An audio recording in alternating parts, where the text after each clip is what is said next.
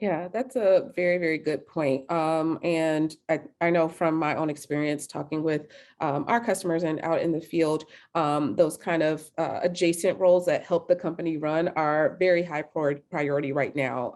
But so many recruiters are in demand. It's like, how do you find the ones that are mission driven and, aligned to your company values? Because they ultimately have to recruit for your company. So That's right. thank you. Um, and then in 2020, companies obviously had to make a lot of quick changes for their current employees in order to accommodate remote working, but things also had to change in the hiring process once recruitment picked back up. How has your onboarding changed over the last year or two for a remote or hybrid work environment? Matt, why don't you go first with this question? Sure, happy to. Also, I wanted to apologize to everybody. You can probably tell I'm getting over a bit of a cold. So if any sniffling or chirping or frog voice or anything like that is distracting, please excuse me. So in terms of how's onboarding changed, we were actually really, really fortunate with timing on this one. For a long time, we had been handling onboarding separately and locally in our two different offices in New York and Tel Aviv. As we came into 2020, pre-pandemic, we had pretty aggressive targets to begin expanding our global hiring. The plan for 2020 was really targeted around APAC. And in preparation for that, our learning and development team put together a really great, robust onboarding for all of our global hires to be able to take together, that they could take together virtually on a monthly basis. So once a month, everybody that had been hired since the last month would participate. This was completed literally weeks before COVID sent us all home.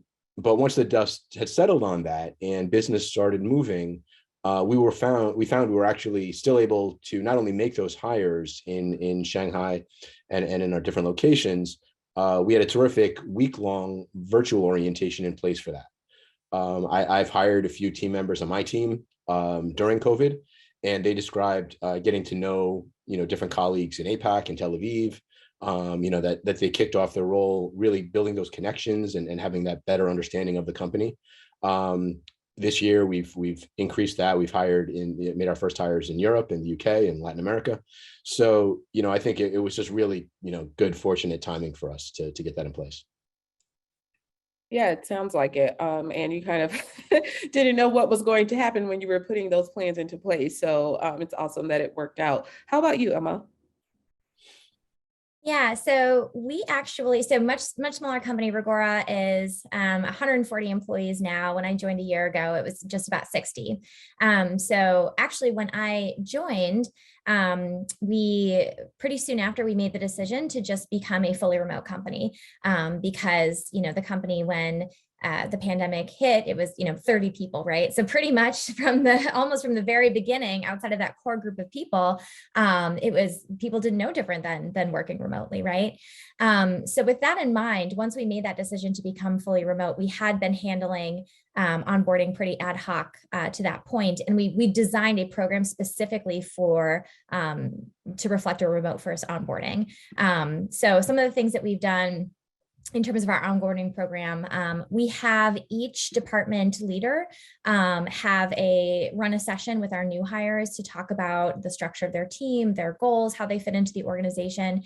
I tell our new hires that, this is not about, there's no quiz at the end, like this is going to be a lot of information, but I think it's just really important to orient people in the organization when you are fully remote and kind of like put a face to a name of, okay, who's leading what and how do these all work together? We have a pretty extensive new hire overview that goes through all of the documentation we have, who you can ask for what. We go over obviously everything in terms of the core HR side, but we spend a lot of time talking about culture and programming. So what we do, how we do it, how you can get involved. We set those expectations from day one.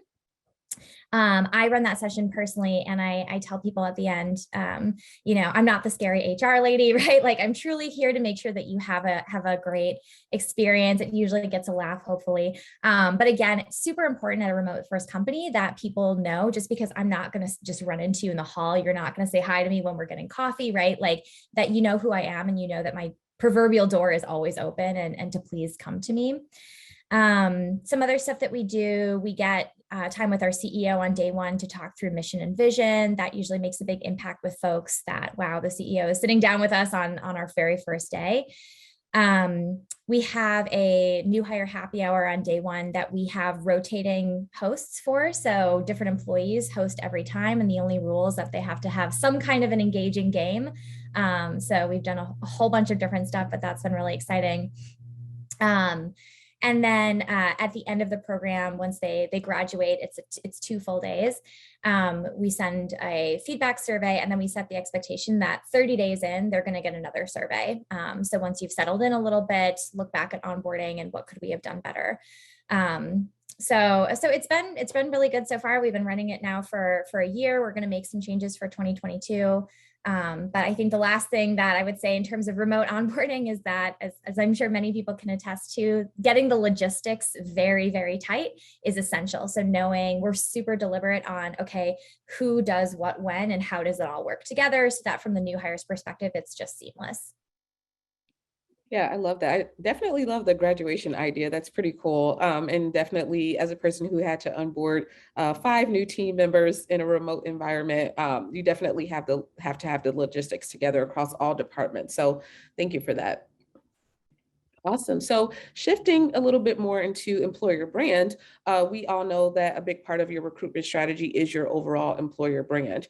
And this includes all of the elements you portray to candidates to get them to apply to your company, but also just your brand as a whole. So I'm wondering, how do you plan to expand your employer brand in the new year? Is there an area that you're specifically focusing on, or are there things like your social media or telling your employer stories that are really important to you? Hannah, what are your thoughts on this? Yeah, so I think it goes back to what I said a second ago in response to Matt's comment, is that we're at the inflection point now where it's just time to professionalize. We've been doing it pretty piecemeal, right? Like working with partners that seem great and resonate with our mission, and kicking off some initiatives on the talent acquisition team with support from marketing. But with the hiring goals we have and how competitive the market is, it's time that we have a more programmatic and data-driven approach to employer branding. So we'll be bringing on someone whose entire focus is building out that piece of our talent acquisition team. And it's been a great professional development opportunity for the folks on our team, including myself to a certain degree, to, for people who want to own a certain relationship or interested in driving a project. But what we found, so we're in, Chainalysis employees are in maybe 13 or 15 countries around the world. And it's almost a fool's errand to apply the same strategies we apply to New York branding, to Copenhagen, and then to Tokyo, and then to Canberra or Singapore or Brazil. So what we're hoping is that by bringing in somebody with global employer branding experience, they can help us be much more strategic and get a better ROI for some of the things that we're rolling out. To say, well, how do folks in Tokyo hear about jobs and apply to them? How can we best optimize that? And hopefully they have some existing knowledge and relationships. If you're interested in that role, definitely drop me a line after this, so that it's not quite as arduous as our recruiting team trying to go and just directly source the right candidates when there's no mind share, right? Like, we need to increase our mind share and then have a more sophisticated set of data that helps us determine how successful that's been. Awesome. Thank you for that. And Matt, what about you? What are your thoughts?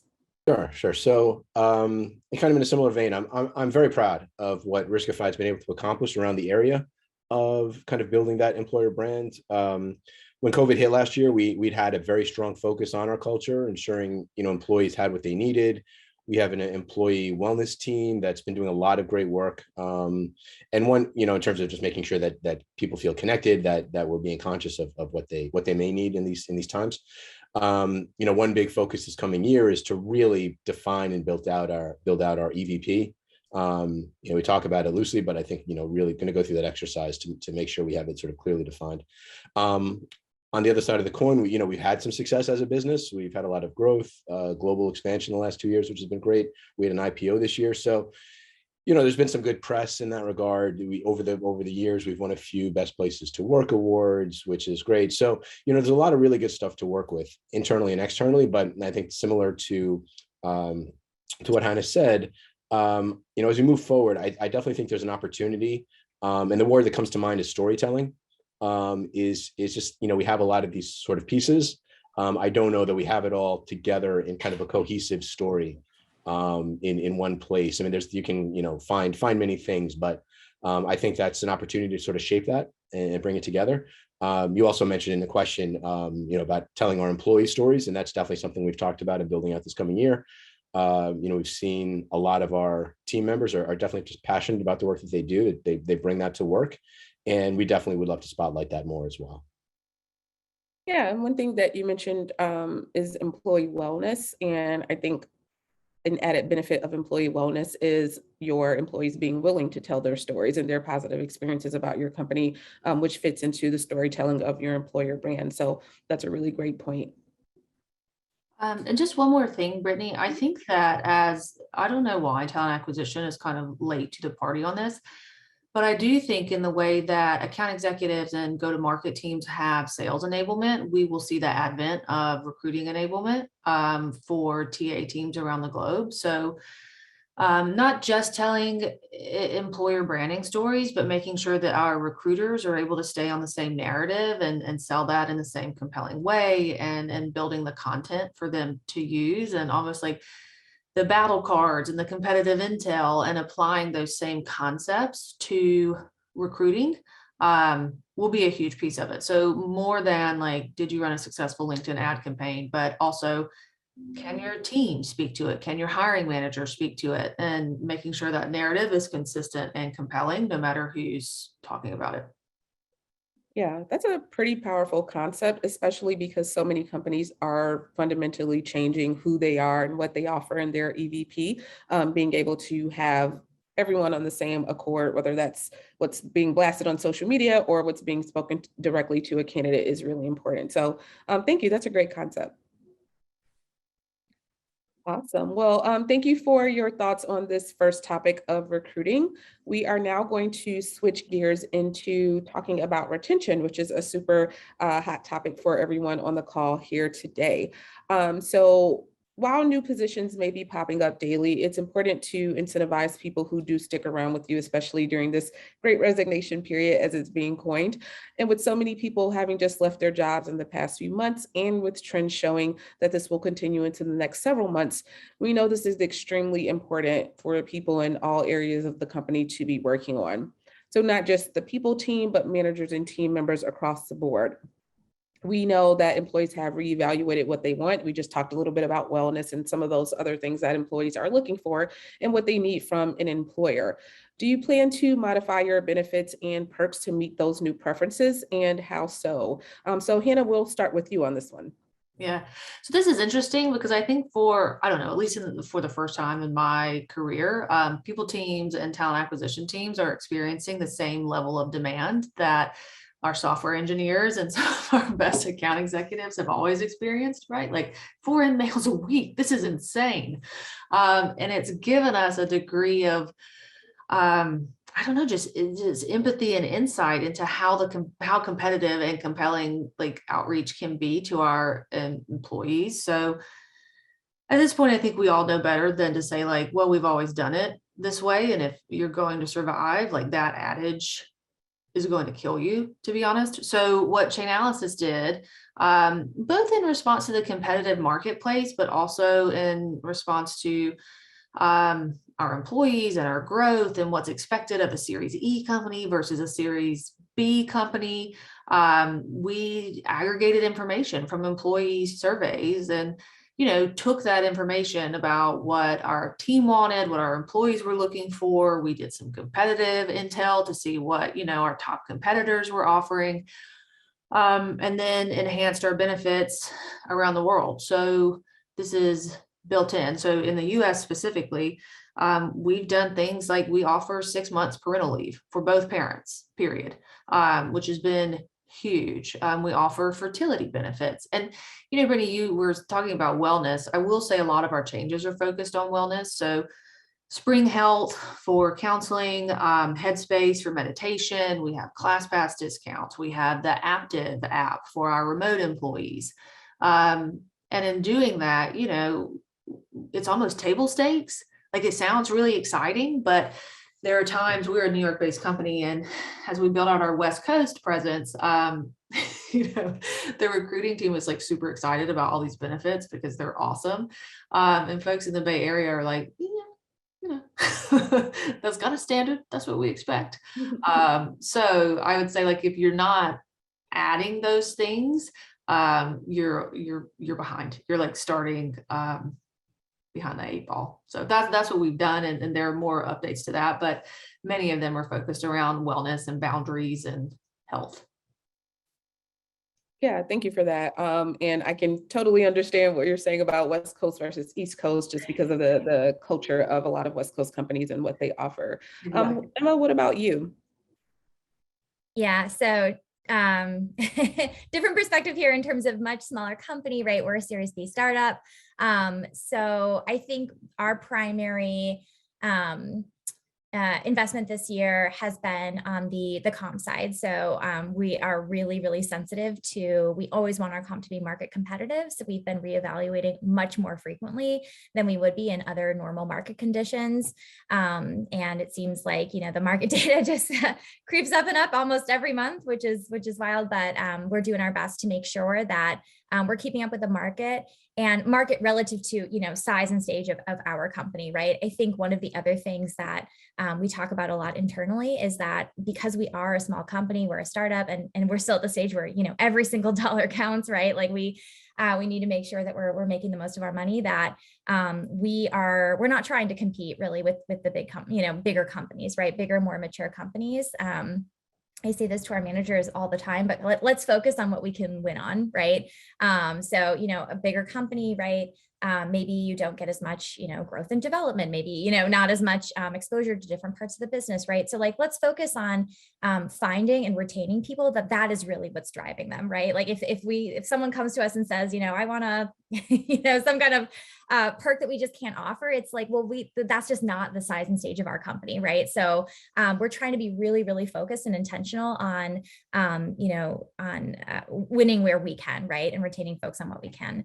Some of the things that we've done this year, outside of just, comp analysis, so really focus on adding more meaningful benefits. I always try to think of this in terms of like vegetables, not candy, especially in a remote environment. So what's actually really meaningful to people in their day-to-day life. So probably next year, we're going to introduce 401k matching, which will be really exciting. And our employees have asked for that quite a bit. We've focused a lot on wellness this year. So meditation, yoga, exercise classes. We did a steps challenge. We did a class called Face Gym last week, which was a face workout.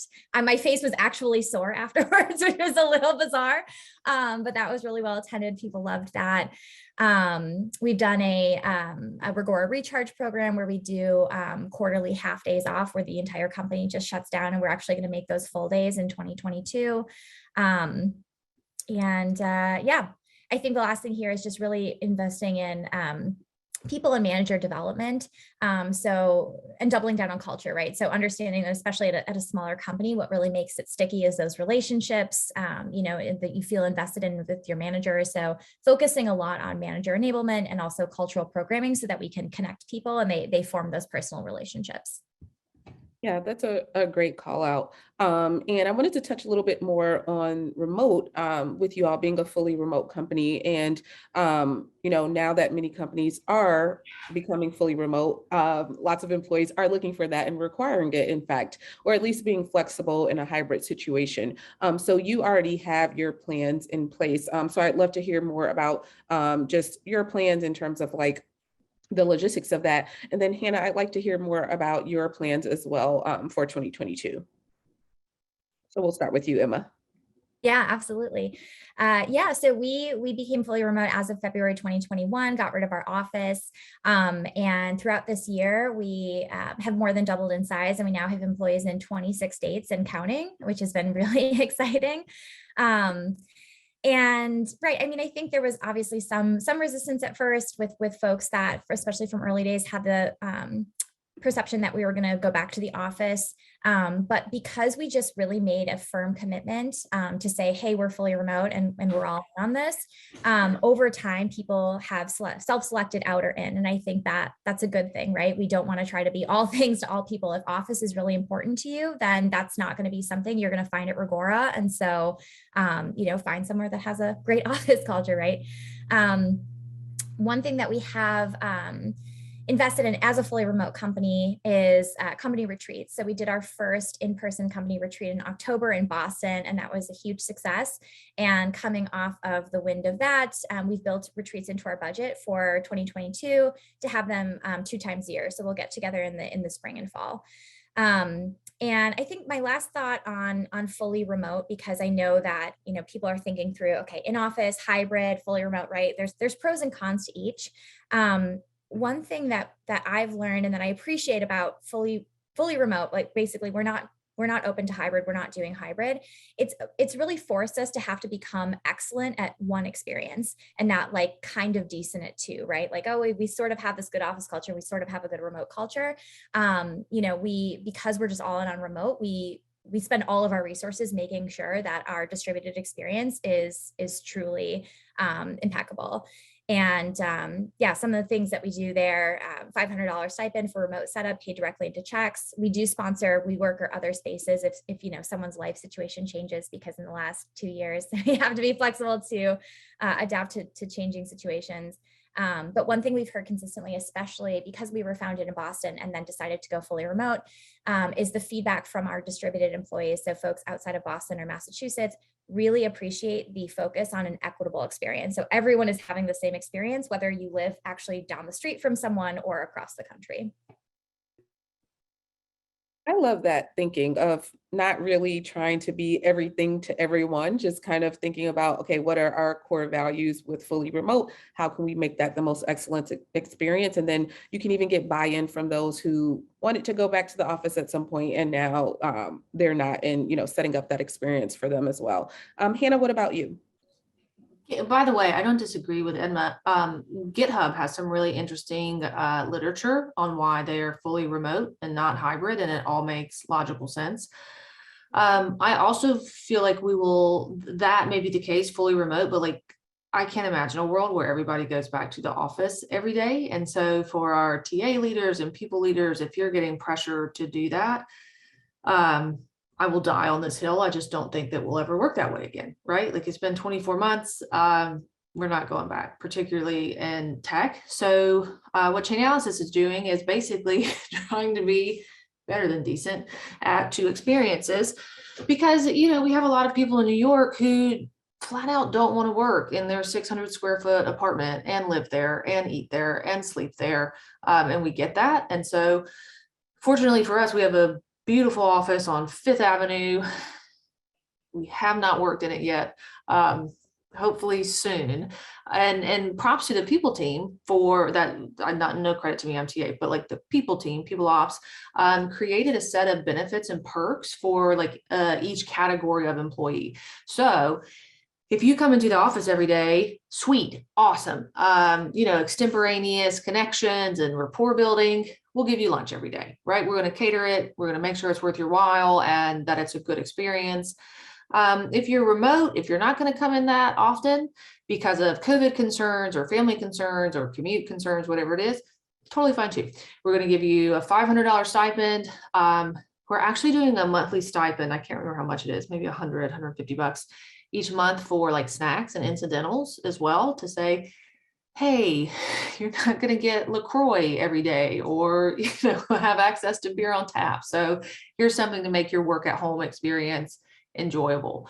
And I think that was pretty savvy of people ops to make both of those options attractive to our teams and employees.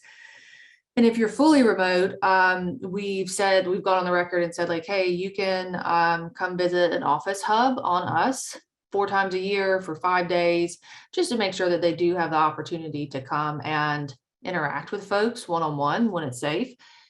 Because we're a global company, like you're always going to be Zooming with people. Like there's no way to eliminate that. So really, I think the in-office remote debate is kind of up to personal preference to a certain extent.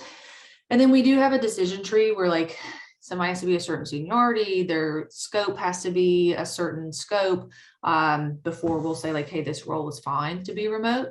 So, there are some roles where like our office coordinators and office experience people are incredible. That's always going to be on site. And then there are other things that won't be. So we try to take I don't know, like a nuanced approach to it. And we'll just have to learn as we go, but that's our initial stab at trying to keep everybody happy. Yeah, and I think what's great about that is you're being thoughtful about which positions make the most sense to be in and out of the office, because some require more collaboration. Right. There's different nuances to each role. Right. Awesome. So kind of shifting gears over to leadership. So how are you leading during these times? Because that's really top of mind for a lot of our attendees today. I think when we're thinking about leadership, we have to also think about being a great leader during uncertainty. So my first question around leadership is, how do you plan to lead and help your team operate when things could change in an instant? Do you have an example of a time you've led amid uncertainty during the pandemic, or how you plan to lead moving forward? Matt, let's hear from you on this one. Sure. So, there's definitely obviously uncertainty. It's crazy times, but at the same time, we've had almost 2 years now of addressing this uncertainty, and I think for the most part, most companies and teams have been resilient. They've been adaptable and shown that we can handle it. We can address the challenges that come up. In terms of how to lead or how to help my team handle it. First off, as somebody else mentioned earlier, I have been fantastically lucky to have a great team of performers who did adapt and continued to perform wonderfully throughout the pandemic. They jumped right into it. Overall, I see my role as their manager, largely to help them to remove obstacles, to help come up with solutions when they find a particularly difficult challenge, and to try to be empathetic as maybe particular circumstances come up for each of them. So. And frankly, I think that was my job as a manager before COVID as well. So, there's adaptability, but I don't think that this totally threw my role or the role of a leader into disarray. But of course, over the last 2 years, there have been some specific concerns to work through. I think in terms of a specific example, and one that I really need to focus on, and we kind of talked about before, I definitely need to, just out of my own personal desperation, I need to make sure I'm being a good leader, because in this great resignation competitive space that we all find ourselves in, it's made our jobs as recruiters a lot harder. On the flip side of that, I know that my recruiters are getting emails every day about other opportunities, offering them more money. So I need to make sure that I, as their manager, am in touch with them, that I'm communicating with each of them. I'm thinking about their development. Are they having the opportunity to try new things? To grow, to enhance their skills and their experience? Am I providing that opportunity? It's not something that I can say, sorry, I'm just too busy. We're all too busy. We'll deal with this next year, because the potential loss there is tremendous. So things are busy and it is hectic, and that's one of those peripheral things that sometimes it can be easier to let slide from time to time. Can't afford that right now. I think that's something that as leaders, we need to make sure that we're periodically checking in about those things, about how they're doing, not just how they're doing in terms of the pandemic, but about their career, about their growth, about their development, and that we're thinking about new projects and things like that. Yeah, I love that. And especially now that we're in Q4, where I think everyone focuses really heavily on the business and numbers and kind of, getting to where we need to be before the end of the year. And like you said, some of those touch points with your team can fall by the wayside. So that's a great point. Hannah, what do you think about this? So I agree with Matt. I don't know that my leadership philosophy has changed. It's certain the circumstances have certainly highlighted how important it is to have empathy. At this point, things have come pretty full circle for talent acquisition. At the beginning of the pandemic, my whole team was furloughed, right? And I was the only one left, and I was the person I was actually like reviewing legal terms and conditions on cryptocurrency exchanges. Chain Analysis was very kind to like keep me on board as we tried to figure out what was going to happen. And then since then, I've rebuilt the team to almost 25 people. So luckily, I think we're out of that phase, at least if you're working at a startup that has buku VC cash. We're running, right? We're growing. But the things that haven't changed is the stressors that people are dealing with in their lives, right? I mean, I've had people on my team who have lost loved ones to COVID-19. I have had several folks get sick and their whole family get sick from COVID, which is just scary and terrifying. And when that kind of stuff happens, you just have to remember, like, people are people and they have families and they have concerns, and what's happening at Chain Analysis and at work is secondary to that. So for me, it's about, sending pizza when somebody and their spouse is sick and they've got 2 kids and like, they're trying to make it through, or sending a care package if somebody else, loses somebody in their family that they care about.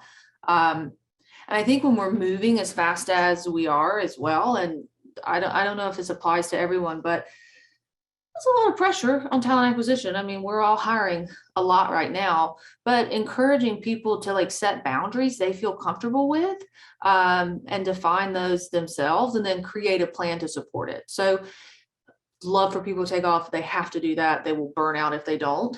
And they also have to like make sure their out of office is up and let me know what you're willing to be contacted about so that I know if and when I should Slack or text you. And then I'm also like a big fan of flex time. So if I see somebody online at, I don't know, 7 p.m. on a Saturday, first of all, if they're doing something that isn't important, I will like tell them to log off. But deadlines happen if they're working on something. I encourage them, please come in late on Monday. Like, I see that you're working right now. Make sure you take care of yourself, balance this out. And we have a like give and take on that. And for that reason, I think it's built a pretty trustworthy environment. And without the COVID-19 circumstances, everybody wants to be an empathetic leader. I don't think it's ever been at the forefront as much as it is now. Yeah, absolutely. And you talked a little bit about making sure that people are having that time to themselves, but then also thinking about how to keep your team motivated. Emma, how are you keeping your team motivated right now into 2022?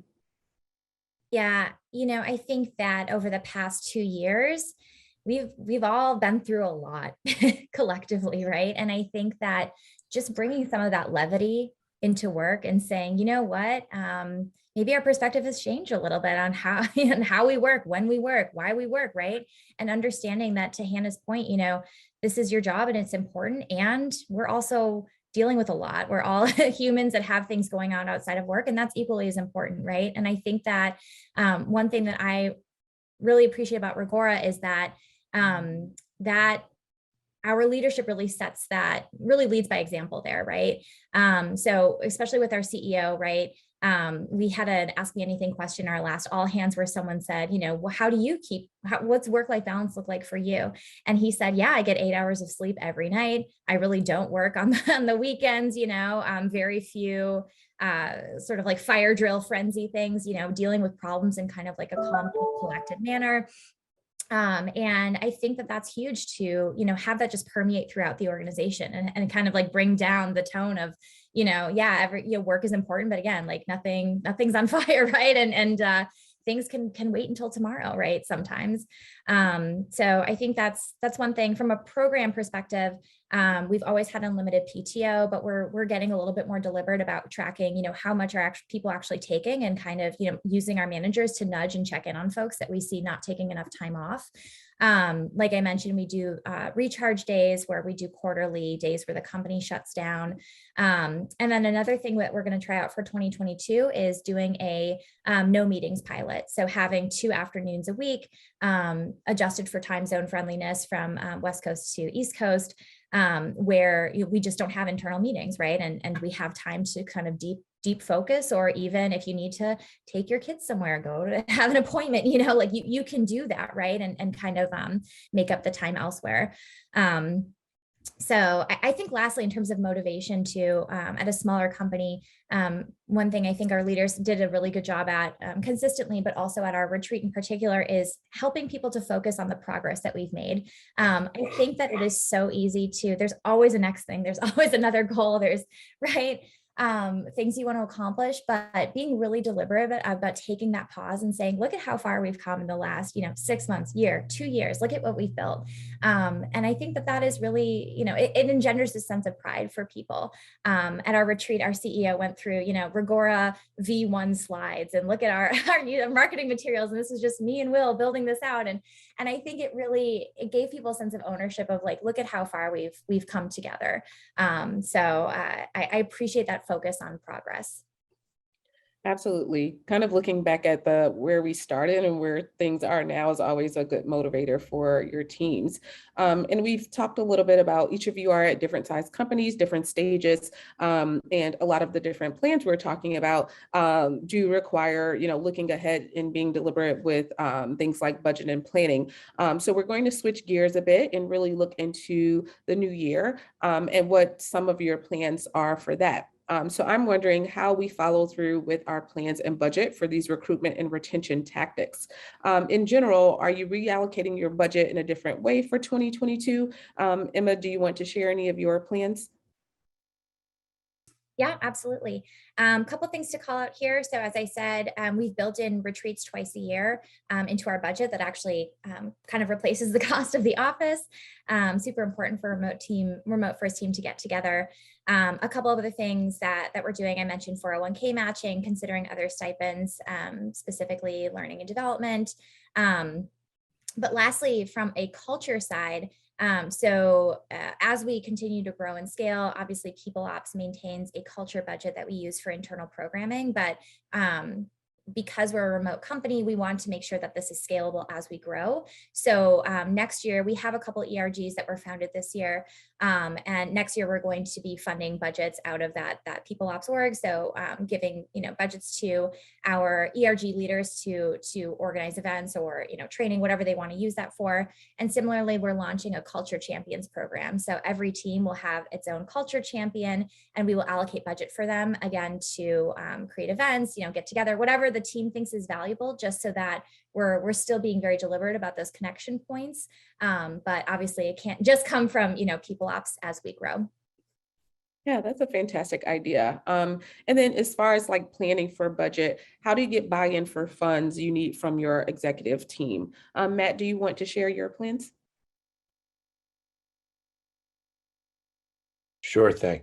So we're actually going through the 2022 budget approval process right now, and it is a process, not quite finished. But I think one thing that's been great about Riskified for being in the recruiting function is, each year that I've been there, when the CEO announces the key priorities for the coming year across the business, one of them is always about hiring and building the resources that we need.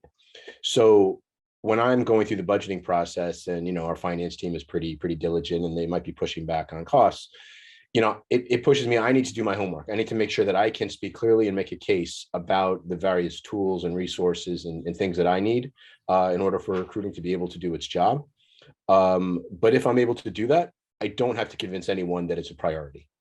It's kind of already established that we are growing. Hiring is critical for us to be able to achieve what we need.